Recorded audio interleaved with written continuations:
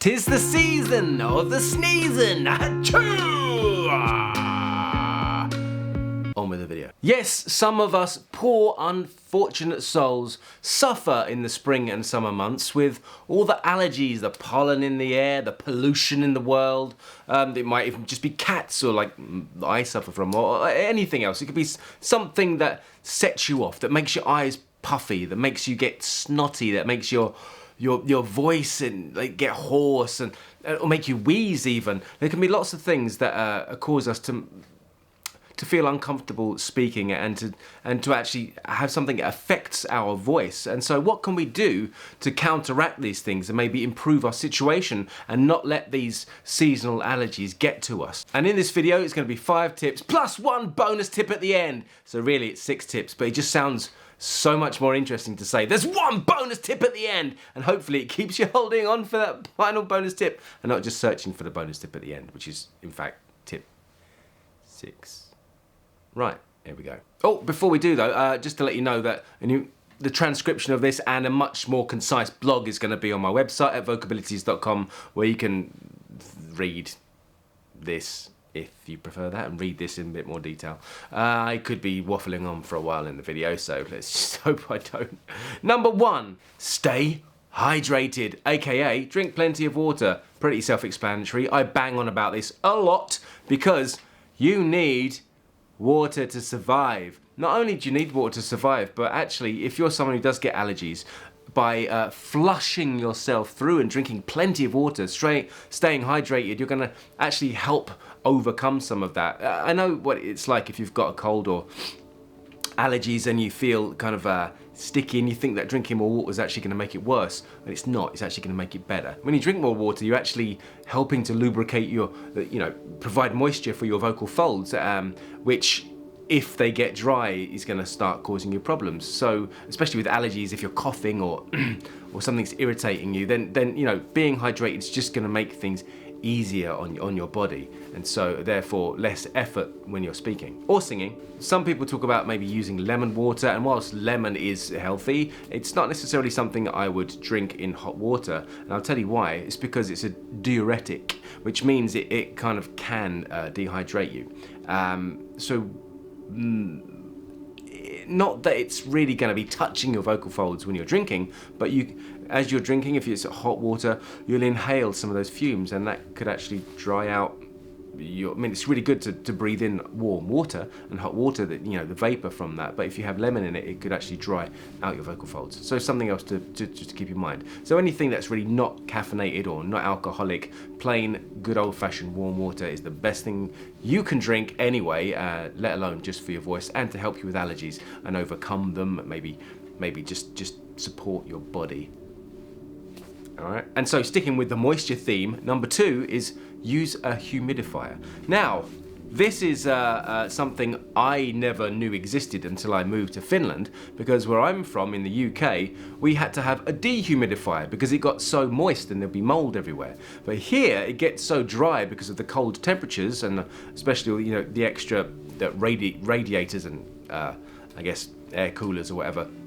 So you need to put moisture into the air, and depending on where you are in the world, what the temperature and the humidity is like, you might want to consider adding extra humidity into your environment. A lot of people, when you drive, for example, you've got AC on, that's like dry air passing through, and also if you're going on an aeroplane, that's dry air, or even ferries, and most office buildings now, you're not allowed to open the windows, especially in the tall ones, so they'll have air conditioning, and this is really bad at drying you up. Not only are you spreading kind of lots of dust and other people's illnesses and around a building or in an environment where these things are, but also the air is dry, so you really want to think about how often you're in these dry environments and whether you can put humidity into that environment. So by getting a little box, you fill it with water, and it just puts moist vapor into the air, so you're breathing that. I was working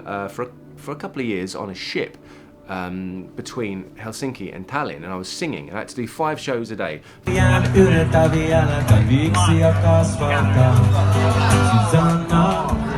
1-hour shows a day for a week at a time. and that was very hard work. And I had 2 humidifiers in my room because otherwise I wouldn't have been able to perform. A lot of people lose their voice, and if you keep doing that, you're going to create problems. So I wanted to look after myself, and I got out of it fine, and I was able to perform to the best of my ability throughout the week, and my voice hadn't gone by Friday. So there was something to be said for keeping your voice, you know, the environment and the air you're breathing more humid. 3, avoid irritants. Now, chemicals essentially are irritants. Pollution is going to irritate you. If you're someone who has allergies to pollen or natural things like that, the last thing you want to do is add to that. So certain deodorants, cat hair, dust, chemicals that you use in the house. I also don't do well with some synthetic detergents, so I try and avoid them because they make me very snotty.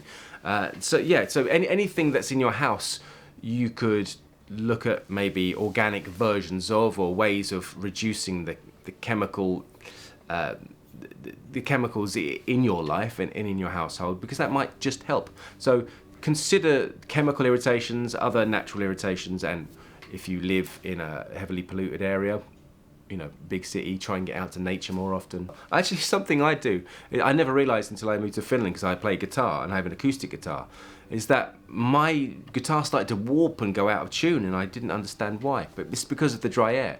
And someone else told me, a luthier, someone who makes guitars, he said that if your guitar is well kept in the right humidity, in the right temperature, it's going to be the same as what is optimal for humans. So if you have a guitar and it's working well, that you could be in a good environment. But if it's too dry or too hot or too cold or too moist even, it's going to affect how the guitar sounds. So if the guitar is working perfectly, you should be working perfectly. It's something worth paying attention to. 4, rest your voice. You don't always have to be speaking. Sometimes you could take a break. And if you've got allergies and you're going through a period, you know, sometimes it happens throughout the year at different spots, right? Maybe that's just time to be quiet and take it easy. Maybe that you're responding to these pollutions or these allergies because your body's a little stressed anyway. So maybe stop talking so much, don't do so much exercise, just relax a little bit, take a chill pill, drink lots of water. But yeah, sometimes the best thing you can do for your voice is to not use it for a while and just give it a rest. 5, take allergy medication. There are over-the-counter products that you can use.